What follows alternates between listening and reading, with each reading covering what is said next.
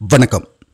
10 ஆண்டுகளுக்கு முன்பு வரை உலகில் அதிக அளவில் ஆயுதங்களை இறக்குமதி செய்த நாடாக இருந்தது இந்தியா. ஆனால் இன்று நிலைமை முற்றிலும் மாறிவிட்டது. உலகில் அதிக அளவில் ஆயுதங்களை ஏற்றுமதி செய்யும் நாடுகளின் பட்டியலில் இந்தியாவும் ஒன்றாக உள்ளது. இப்போது அடுத்த சில ஆண்டுகளுக்குள்ளேயே ஆயுத ஏற்றுமதியில் முன்னணியில் உள்ள முதல் 5 நாடுகளுக்குள் இந்தியாவும் இடம் பிடிக்கும் என்று கருதப்படுகிறது. சமீபத்திய நாட்களில் உலகில் மாபெரும் சக்தியாக கருதப்படும் அமெரிக்காவையும் அதன் அதிபரையும் அதிர்ச்சிக்குள்ளாக்கிய சில நிகழ்வுகள் நடந்துள்ளன. அதில் இந்தியா முக்கிய இடம் பிடித்துள்ளது. பரஸ்பர ஆயுத கொள்முதலுக்கான ஒப்பந்தம் இந்தியாவுக்கும் பிரேசிலுக்கும் இடையே விரைவில் கையெழுத்தாகும் என்று எதிர்பார்க்கப்படுகிறது. இந்தியாவிலிருந்து தேஜஸ் போர் விமானங்கள், பிரஜண்ட் லைட் காம்பேட் ஹெலிகாப்டர்கள், பாதுகாப்பு அமைப்புகள் மற்றும் ஏவுகணைகள் உள்ளிட்ட இந்திய ஆயுதங்களை வாங்க பிரேசில் ஆர்வம் தெரிவிக்கிறது. அதேபோல் எம்பரேயர் சீமா மில்லனியம் என்ற பல்பயன் போக்குவரத்து விமானத்தை நாம் அவர்களிடமிருந்து வாங்குவோம். இத்தகைய போக்குவரத்து விமானங்கள் நமக்கு மிகவும் அவசியமானவையாகும். அதிக அளவில் தேவை உள்ளவையுமாகும். போக்குவரத்து விமானங்கள் தயாரிப்பதில் பிரேசில் முன்னணியில் உள்ள ஒரு நாடாகும். படை வீரர்கள் மற்றும் ஆயுதங்கள், தளவாடங்களை ஏற்றிச் செல்லக்கூடிய பெரிய விமானங்களாகும் அவை. ஆக பிரேசில் ஆயுதங்கள் விஷயத்தில் இந்தியாவுடன் ஒரு உறவை ஏற்படுத்திக் கொள்ள விரும்புகிறது. இந்த செய்தி உண்மையில் அமெரிக்காவை மட்டுமல்ல, பிரிக்ஸில் உறுப்பினராக இருக்கும் சீனாவையும் அதிர்ச்சிக்குள்ளாக்கிய ஒன்றாகும். உலகில் நம்பகமான ஆயுதங்களை தயாரிக்கும் நாடு அமெரிக்கா தான். அமெரிக்க ஆயுதங்களின் தரம் மிக உயர்ந்தது என்று ஒரு பொதுவான மதிப்பீடு உள்ளது. இரண்டாவதாக ஐரோப்பிய ஆயுதங்கள் மிகவும் மேம்பட்டவை என்றும் தரமானவை என்றும் மதிப்பீடு உள்ளது. மூன்றாவதாக ரஷ்ய ஆயுதங்கள் மிகச் சிறந்தவை என்ற மதிப்பீடு உள்ளது. நான்காவதாக அந்த இடத்தில் சீன ஆயுதங்கள் அல்ல, இந்திய ஆயுதங்கள் தான் மிக உயர்ந்த தரம் கொண்டவை என்று பொதுவாக இப்போது கருதப்படுகிறது. மிகவும் சுவாரஸ்யமான விஷயம் என்னவென்றால், இந்திய ஆயுதங்கள் அனைத்தையும் பல நாடுகள் சோதித்த பிறகு இந்தியாவின் தரம் இவ்வாறு மதிப்பிடப்படவில்லை. ரஷ்ய ஆயுதங்களை பல தசாப்தங்களாக உலகின் பல நாடுகள் பயன்படுத்தி வருகின்றன. ஜெர்மனி, பிரிட்டன், பிரான்ஸ், ஸ்பெயின் போன்ற ஐரோப்பிய நாடுகள் தயாரிக்கும் ஆயுதங்கள் 2ஆம் உலகப் போருக்கு பிறகு நீண்ட காலமாக பல்வேறு நாடுகள் பல சந்தர்ப்பங்களில் பல போர்களில் பயன்படுத்தி நிரூபித்தவையாகும். அமெரிக்க ஆயுதங்களும் அப்படித்தான். இந்திய ஆயுதங்கள் ஒப்பீட்டு அளவில் சற்று புதியவைதான். சமீப காலத்தில் தான் நம்மால் பல விஷயங்களை உருவாக்க முடிந்துள்ளது என்பது அனைவருக்கும் தெரிந்த விஷயம். ஆனாலும் சீனாவுக்கு கிடைக்காத நம்பகத்தன்மை இந்தியாவுக்கு கிடைக்கிறதென்றால் அது வெறுமனே கிடைத்துவிடவில்லை.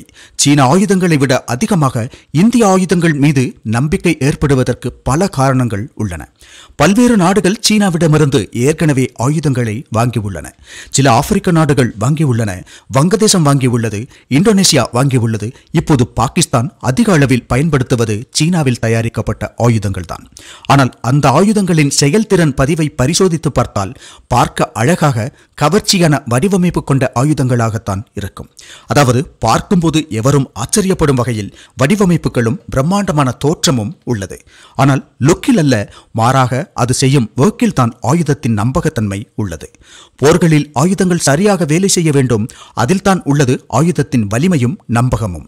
இப்போது ஒரு சீன ஏவுகணையையும் ஒரு இந்திய ஏவுகணையையும் ஒன்றாக வைத்து பார்த்தால், சீன ஏவுகணையை பார்க்கும்போது அது பயங்கரமான மிகச்சிறந்த ஏவுகணை என்று அதன் தோற்றத்தை வைத்து எவருக்கும் தோன்ற வைக்கும். ஆனால் அவை இரண்டையும் இயக்கும் போது இந்திய ஏவுகணைகள் மிகச்சிறந்த செயல்திறனை வெளிப்படுத்தும்.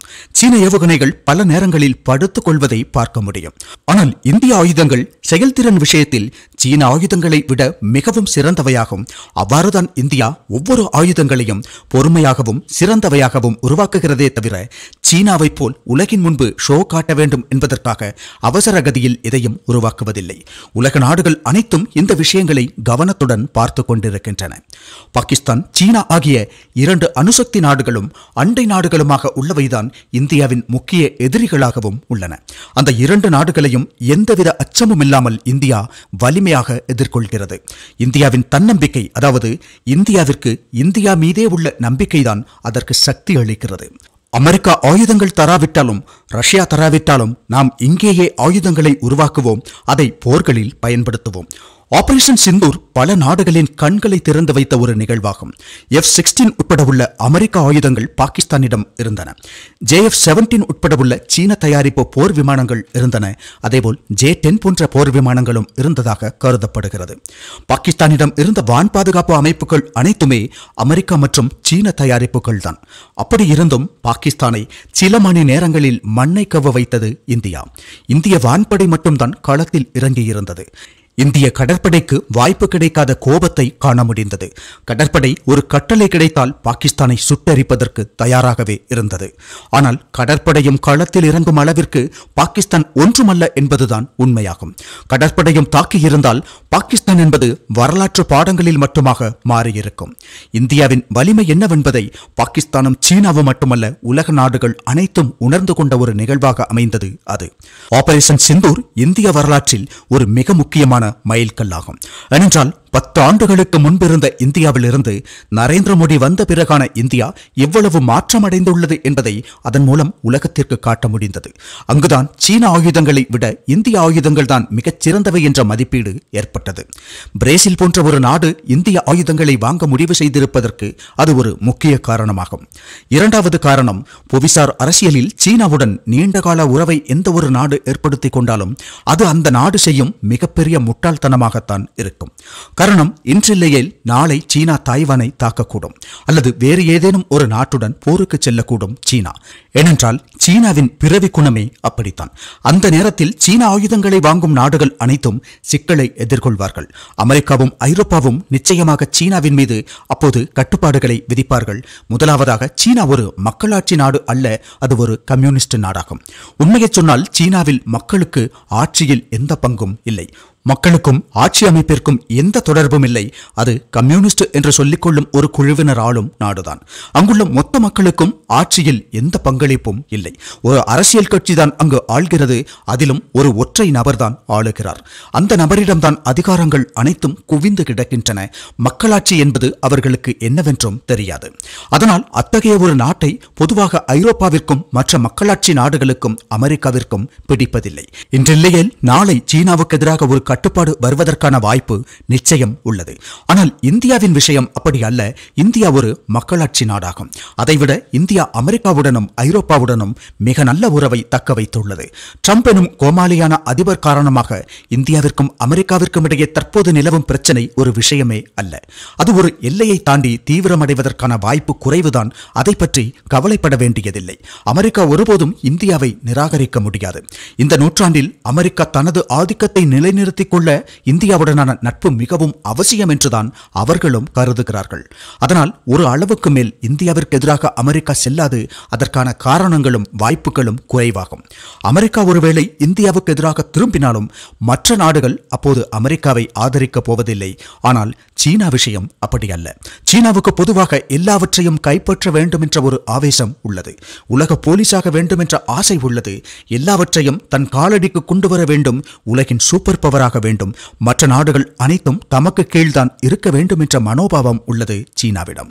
அதை அனைத்து நாடுகளுமே வெறுக்கின்றன, எதிர்க்கின்றன. ஆனால் இந்தியாவிற்கு அப்படி ஒரு மனோபாவம் ஒருபோதும் இல்லை. இந்தியாவை பொறுத்தவரை இந்தியாவின் பாதுகாப்பு, இந்தியாவின் வளர்ச்சி முக்கியம், அவ்வளவுதான். நமக்கு உலகை கைப்பற்றி ஆள வேண்டும் என்ற எந்த விருப்பமும் இல்லை. ஆகையால் இந்தியாவுடனான உறவு எல்லா வகையிலும் சிறந்ததென்பது பிரேசிலுக்கு தெரியும். இந்தியாவிலிருந்து ஆயுதங்களை வாங்கினால் சீன ஆயுதங்களை விட தரமும் உள்ளது. நாளை ஒருவேளை சீனாவிற்கு ஏதேனும் பிரச்சனை ஏற்பட்டால் பிரேசிலின் பாதுகாப்பு அதனால் பாதிக்கப்படாது. பிரிக்ஸிலும் கூட இந்தியாவுடன் அதிக நெருக்கமான உறவை தக்க வைக்க கவனம் செலுத்துகிறது பிரேசில். சீனாவை விட இந்தியாவுடன் தான் பிரேசில் நெருக்கமாக உள்ளதென்பதும் கடந்த கால நடவடிக்கைகளை கவனித்தால் புரிந்து கொள்ள முடிந்ததாகும். எனவே இந்தியா பிரேசில் ஆயுத ஒப்பந்தம் இந்த காலகட்டத்தின் மிக முக்கியமான ஒன்றாகும். காரணம், சீனா ஒரு ஆயுத வணிக சக்தி என்று நாம் சொல்லும் போதும் சீனாவின் மொத்த ஆயுத ஏற்றுமதியில் 70 முதல் 80% வரை பாகிஸ்தானுக்கு தான் கொடுக்கிறது. மீதமுள்ள சிறிய அளவிலும் சிறிது வங்கதேசத்திற்கும் சிறிது இந்தோனேசியாவிற்கும் சில ஆப்பிரிக்க நாடுகளுக்குமாகத்தான் கொடுக்கிறார்கள். எனவே ஒரு முக்கிய சக்தியாக உள்ள எந்த நாடும் சீனாவிடம் ஆயுதம் வாங்கவில்லை. அதே நேரம் பிரேசில் ஒரு பொருளாதார சக்தியுமாகும். அந்த பிரேசில் இந்தியாவிடமிருந்து ஆயுதங்கள் வாங்குகிறது எனும்போது இந்திய ஆயுத வர்த்தகத்தின் தரம் மிக உயர்ந்த நிலையை அடையும்.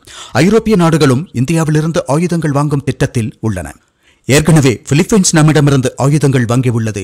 வியட்நாம், இந்தோனேசியா, மலேசியா போன்ற பல பெரிய நாடுகள், பொருளாதார ரீதியாக வலுவான நாடுகள், நிதி ரீதியாக வலுவான நாடுகள் இந்தியாவிலிருந்து ஆயுதங்கள் வாங்க முன்வருகின்றன.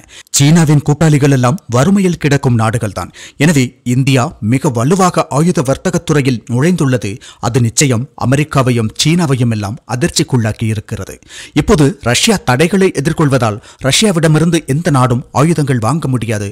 ரஷ்யாவும் ஒரு போரில் ஈடுபட்டுள்ளதால் அதிக அளவில் ஆயுதங்களை விற்க முடியாது. அந்த வகையில் ஆயுத வர்த்தகத்தில் ரஷ்யா பெரும் பின்னடைவை சந்தித்துள்ளது. இன்று ஆயுத வர்த்தகத்தில் அமெரிக்கா, பிரான்ஸ், பிரிட்டன் போன்ற நாடுகள் தான் முன்னணியில் உள்ளன. அந்த வரிசையில் சீனாவும் இடம்பெற ஒரே ஒரு காரணம்தான் உள்ளது. அது பாகிஸ்தான் அதிக அளவில் சீனாவிடமிருந்து மட்டுமே ஆயுதங்களை வாங்குவதுதான். அங்குதான் இந்தியாவின் வரவு அமெரிக்காவையும் சீனாவையும் எல்லாம் அதிர்ச்சிக்குள்ளாக்கி இருக்கிறது. ஆத்ம நிர்பர் பாரத் என்ற உயர் திட்டத்தின் மூலம் இந்தியாவில் பல புதிய நிறுவனங்கள் உருவாகி இருக்கின்றன. அவர்கள் இன்று வெடிமருந்துகள் தயாரிக்கிறார்கள், ஏவுகணைகளை தயாரிக்கிறார்கள், பீரங்கிகள் தயாரிக்கிறார்கள், புல்லட் ப்ரூஃப் ஜாக்கெட் தயாரிக்கிறார்கள், டேங்குகள் போன்றவற்றையும் தயாரிக்கிறார்கள். அவ்வாறு தனியார் நிறுவனங்கள் இந்திய பாதுகாப்பு துறையில் முக்கிய பங்காளர்களாக மாறி வருகின்றன. அதோடு ட்ரோன் உற்பத்தி துறையிலும் இந்தியா வேகமாக முன்னேறி கொண்டிருக்கிறது. மொத்தத்தில் ஆயுத வணிகத்துறையில் இந்தியா ஒரு மிகப்பெரிய சக்தியாக மாறிக்கொண்டிருக்கிறது.